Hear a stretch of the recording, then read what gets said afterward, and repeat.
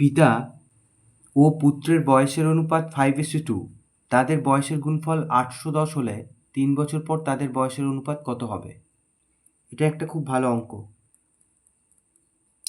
এখানে অনুপাত দিয়েছে 5:2, আমরা এখান থেকে ধরে নেই, মনে করি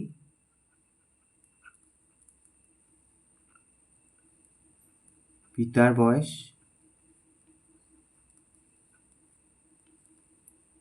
এই যে 5-এর সাথে আমরা x গুণ করে লিখব, 5x বছর। এখানে x মানে হচ্ছে সাধারণ গুণক, এবং পুত্রের বয়স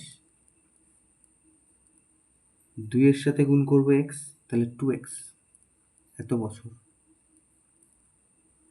এখন এখানে কি বলেছে? বয়সের গুণফল বলেছে 810। তাহলে প্রশ্নানুসারে 5x গুণ 2x সমান সমান 810।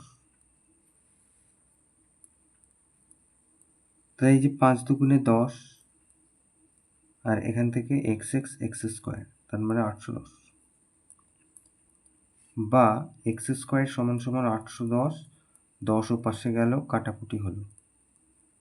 তাহলে এক্স এর মান আমরা পেয়ে যাচ্ছি, এদিকে স্কোয়ার ছিল, ওদিকে 81 বর্গমূল। একদিকে স্কোয়ার থাকলে সেটাকে যদি তুলে দিই তাহলে অন্যদিকে বর্গমূল হয়ে যায়। তাহলে x সমান সমান 9, 9 নং 81। তাহলে অতএব পিতার বয়স 5x ধরেছিলাম, তাহলে x এর মান 9, 5 নং 45 বছর।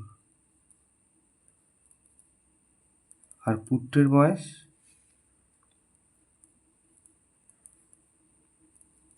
সেটা ছিল 2x, তার মানে 2 গুণ 9, 18 বছর। তাহলে এগুলো বর্তমান বয়স পেয়ে গেলাম। তাহলে এবার লিখব যে অতএব 3 বছর পর, 3 বছর পর কত হবে জিজ্ঞেস করেছিল, অনুপাত। 3 বছর পর পিতার বয়স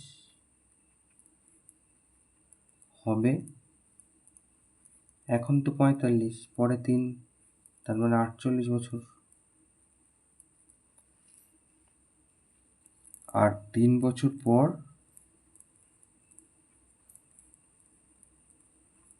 পুত্রের বয়স হবে 18 ছিল, 18 আর 3, 21 বছর। তাহলে অতএব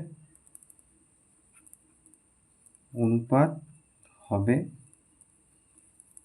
যে 48:21, তার মানে 48/21, 3 দিয়ে গেলে 3 7 21, 3 16 48, তার মানে 16:7।